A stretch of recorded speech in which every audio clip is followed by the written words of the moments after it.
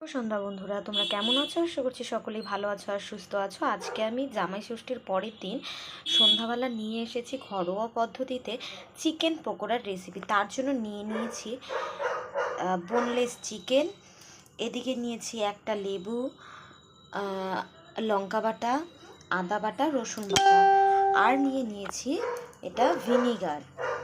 দেখো, ভিনিগার নিয়েছি, soya sauce নিয়েছি, লাল লঙ্কার গুঁড়ো, কর্নফ্লাওয়ার, রেড চিলি সস। তো এগুলো দিয়েই আর দুটো উপকরণ লাগবে, যেমন ময়দা আর ডিম। আর যেহেতু আমি মানে ওটাকে ভালো করে সাথে নিয়েছি কর্নফ্লেক্স। চলো কিভাবে করি সেটা তোমরা দেখতে থাকো, আর ভালো লাগলে লাইক কমেন্ট শেয়ার করে দেবে, আর রেসিপিটা কেমন লাগে সেটা কমেন্টে জানাবে। তো চলো দেখতে থাকো। প্রথমে দিয়ে দিচ্ছি পাতিলেবু, এটা রস করে নিব।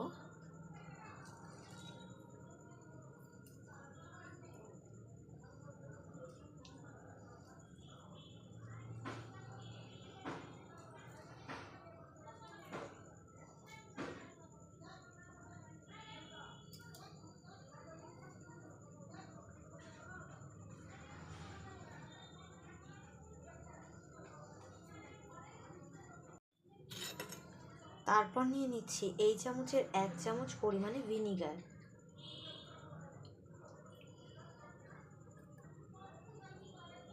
তারপর এই চামচের পরিমাণে 1 চামচ নিয়ে নিব সয়া সস।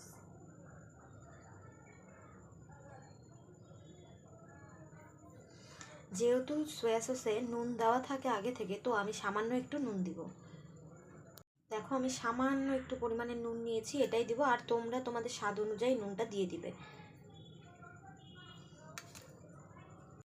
এবার দিয়ে নেব একে একে রসুন বাটা,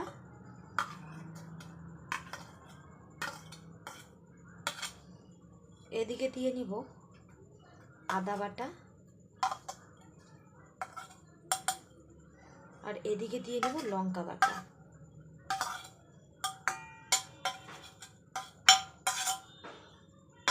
দেখো, আমি সমস্ত মশলা এখানে দিয়ে দিলাম। সামান্য পরিমাণে হলুদ,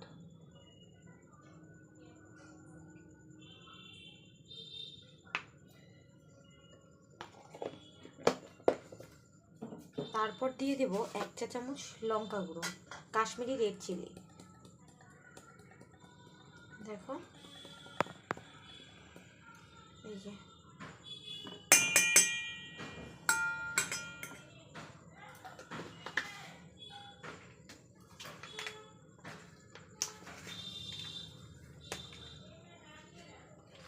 এটা হচ্ছে রেড চিলি সস, হালকা পরিমাণে দিয়ে দিলাম। দেখো,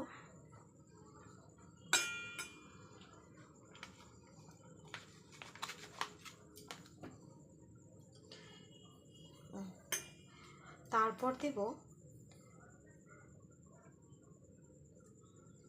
এই কর্নফ্লাওয়ারের এই প্যাকেটটা নিয়ে এসেছিলাম।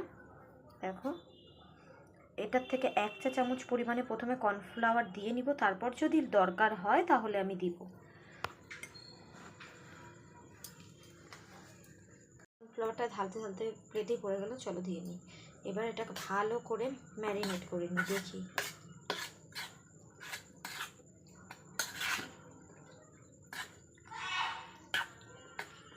সমস্ত মশলাগুলো যেন একসাথে ম্যারিনেট হয়ে যায়, তো সেই রকমভাবেই ম্যারিনেট করতে হবে।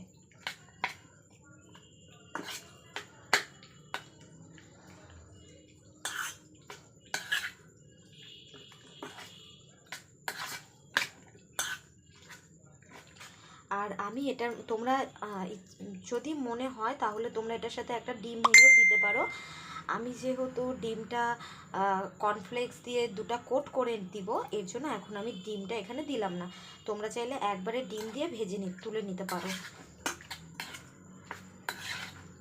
দেখো, এটা প্রায় ম্যারিনেট করে রেখে দিব আধ ঘন্টার মতো।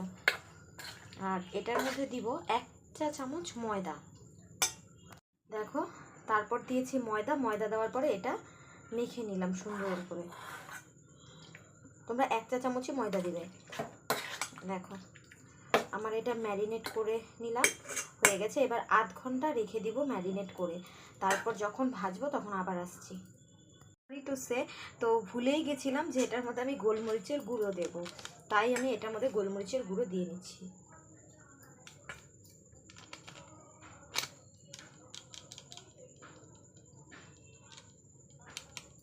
আশা করি লাগবে না, আর যেহেতু লঙ্কা আমি বেটে দিয়েছি আমি, তো তাও এটা দিয়ে একটু মাখিয়ে ঢেকে রেখে দিই।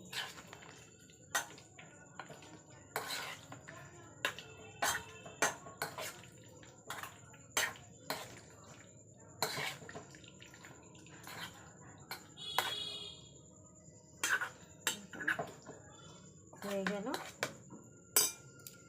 তো এখানে এটা করে নিলাম, আর তার সাথেই ডিম দুটো ভেঙে আমি এখানে রেডি করে রেখে দিলাম। আর এই কর্নটাকে একদম গুঁড়ো করে নিলাম বেলুনের সাহায্যে। তো চলো দেখতে থাকো। কড়াইতে দিয়ে দিয়েছি গরম তেল, তেলটা গরম হলে তারপর চিকেন পকোড়াগুলো ছেড়ে দিব। ঘন্টা পরে চলে এলাম, এই যে এগুলো ম্যারিনেট করে রেখেছিলাম।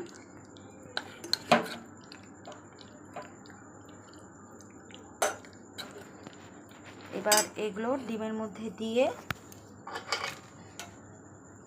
তারপর একে একে এই কর্নগুলোর সাথে দু কোট করে দিয়ে ভেজে তুলব।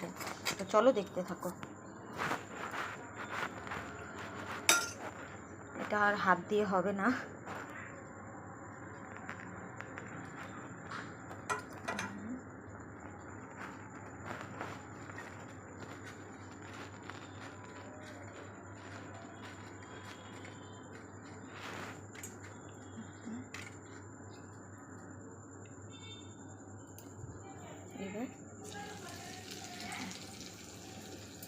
এমন করে সবগুলো ভেজে নেব।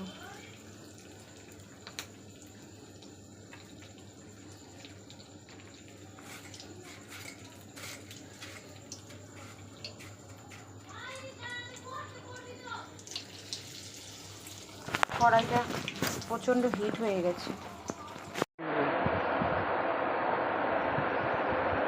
দেখো তৈরি করে নিলাম চিকেন পকোড়া, সাথে নিয়েছি টমেটো সস আর রেড চিলি সস। তো কেমন হয়েছে পকোড়াগুলো প্লিজ কমেন্টে জানিও, আর ভালো লাগলে প্লিজ লাইক কমেন্ট শেয়ার করে দিও। চলো আজকের মতো টাটা, আবার নেক্সট মিনি ব্লগ নিয়ে আসবো।